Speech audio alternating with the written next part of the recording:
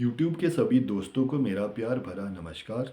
प्यारे विद्यार्थियों, जिस विषय को लेकर मैं आपके समक्ष हाजिर हुआ हूँ उसका शीर्षक है महादेवी वर्मा द्वारा रचित निबंध जीने की कला, जो कि उनके सफलतम और श्रेष्ठतम निबंधों में से एक रहा है। उनका यह निबंध उनकी पुस्तक श्रृंखला की कड़िया में 1942 ईस्वी में प्रकाशित हुआ। इस निबंध के माध्यम से महादेवी वर्मा जी ने भारतवासियों को ये बताने की कोशिश की है कि हम भारतवासियों को वास्तविक रूप में जीने की कला आती ही नहीं है, क्योंकि हम भारतवासी सिद्धांत और आदर्शों का ज्ञान तो रखते हैं, लेकिन उन सिद्धांतों और आदर्शों का सही समय पर प्रयोग करना हमें नहीं आता है। बहुत से सिद्धांत हैं, जैसे मनुष्य को हमेशा सत्य बोलना चाहिए, मनुष्यों को असत्य का साथ नहीं देना चाहिए, मनुष्य को अपना जीवन ईमानदारी से व्यतीत करना चाहिए। लेकिन इन सिद्धांतों का किस समय प्रयोग करना है, यह भारतवासियों को नहीं आता है। और सफल इंसान वही होता है जो सिद्धांत और आदर्शों में संतुलन बिठाकर उसका सही समय पर प्रयोग करे।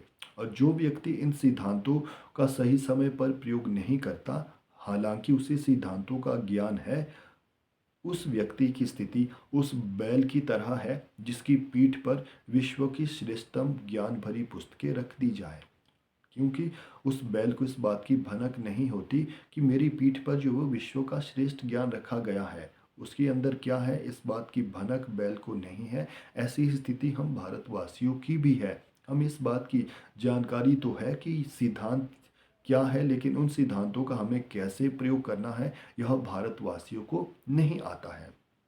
इस निबंध के माध्यम से महादेवी वर्मा जी ने एक उदाहरण चित्रकार का दिया है। वो कहती है कि सिर्फ ब्रश और रंग की जानकारी रखने वाला श्रेष्ठ चित्रकार नहीं कहलाता है।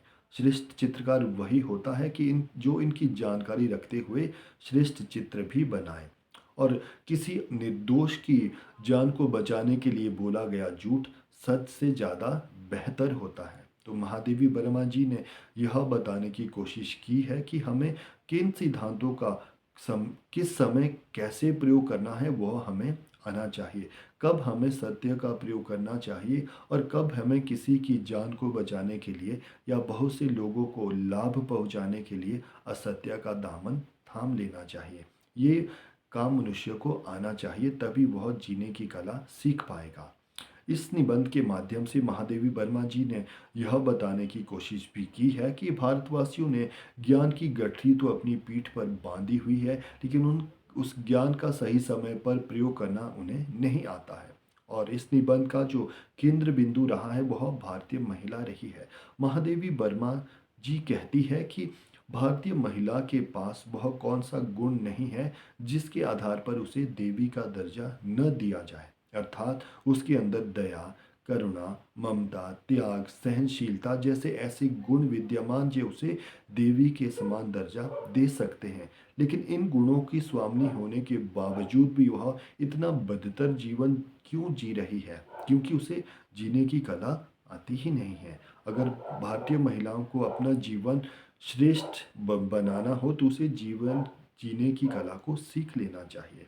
भारतीय महिला एक त्यागमयी माता, पतिव्रता पत्नी, स्नेहमयी बहन और आज्ञाकारी पुत्री का किरदार तो बेहतर तरीके से निभा रही है, लेकिन अपनी इच्छाओं को मारकर जीवन जीने के लिए विवश भी है। इस निबंध में महादेवी वर्मा ने बाल विधवा की दुर्दशा का वर्णन भी बहुत ही खूबसूरती से किया है।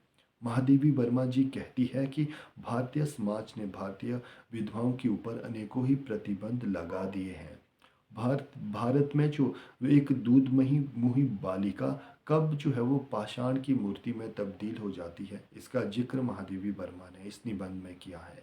क्योंकि बाल विधवाओं की जो दुर्दशा है वह बहुत ही बदतर दशा में अपना जीवन जीने के लिए विवश है। वह ना किसी धार्मिक कार्य में प्रवेश कर सकती है, वह ना रंगदार वस्त्र पहन सकती है, वह ना किसी की खुशी में शामिल हो सकती है, बस चुपचाप अपना जीवन जीने के लिए विवश है। तो ऐसा क्यों है? क्योंकि भारतीय महिलाओं को जीने की कला नहीं आती है। दूसरा उदाहरण महादेवी वर्मा जी ने पतिव्रता पत्नी की बात को सामने रखकर भी दिया है। वो कहती है कि भारतीय महिला का पति जो है वो व्यभिचारी है, मद्यपान की लत उसमें लगी हुई है, अपनी पत्नी को पीटता है, फिर भी भारतीय नारी करवा चौथ का व्रत उसी के लिए रखती है। क्या एक जीवन काफ़ी नहीं है जो अगले 7 जन्म भी उसी के साथ जीवन जीने के लिए वह विवश है? आखिर ऐसा क्यों है? क्योंकि भारतीय महिला को जीने की कला नहीं आती है। उन्हें अपने इन गुणों का, अपने आदर्शों का सही समय पर प्रयोग करना आता ही नहीं है। भारतीय महिलाओं की स्थिति उस मृत इंसान के साथ महादेवी वर्मा ने की है। उसकी तुलना एक मरे हुए व्यक्ति के साथ की है, जिसे काट दिया जाए, जला दिया जाए, वह मृत व्यक्ति कभी आवाज़ नहीं करता। ऐसी ही स्थिति भारतीय महिला की है। उसके ऊपर अनगिनत अत्याचार होते हुए भी वह चूं तक नहीं करती है। तो ऐसा क्यों है? क्योंकि भारतीय महिलाओं को जीने की कला नहीं आती है। इस निबंध के माध्यम से महादेवी वर्मा ने 2 उदाहरण प्रस्तुत किए हैं कि आखिर भारतीय महिलाओं की इस स्थिति के लिए जिम्मेदार कौन है। तो इसके लिए जो पहला जिम्मेदार है वह है भारत का पुरुष सत्तात्मक समाज, जिसमें सारे अधिकार जो वो पुरुषों के हाथ में दिए हैं। पुरुषों के जो धन का अधिकार पुरुष के हाथ में होने के कारण जो है नारी उसके अधीन हो गई। साथ ही साथ भारतीयों की जो धार्मिक पुस्तकें रची गई उसमें भी विशेष रूप में पुरुष वर्ग का ही हाथ रहा, जिसमें जो है वो भारतीय महिलाओं के ऊपर अनेकों ही सामाजिक और धार्मिक बंधन लगा दिए, जिसमें वह जकड़कर अपना जीवन जीने के लिए विवश हो गई। और दूसरी बात जो इस ये है कि इस दुर्दशा के लिए जिम्मेदार स्वयं भारतीय नारी भी है, क्योंकि उन्होंने कभी विरोध किया ही नहीं है कि उसके ऊपर अत्याचार भी हो रहे हैं। वह एक मृत व्यक्ति के समान जो है वो चुपचाप सारे अत्याचार को सहन करते हुए अपना जीवन जी रही है। आखिर ऐसा क्यों है? इसका एक ही कारण है कि भारतीय महिलाओं को जीने की कला नहीं आती है, और उसे अगर भविष्य में अपना जीवन सफल बनाना हो तो भारतीय महिलाओं को जीने की कला को सीख लेना चाहिए। अर्थात अपने गुणों का, अपने ज्ञान का, अपने आदर्शों का, अपने सिद्धांतों का सही समय पर प्रयोग करना उसे आना चाहिए। अपने विरुद्ध होते हुए अत्याचारों का विरोध करना उसे आना चाहिए। तभी वह जो है वो जीने की कला को सीख पाएगी और अपना जीवन को सफल बना पाएगी। तो ये था महादेवी वर्मा का निबंध जीने की कला का संक्षेप में वर्णन।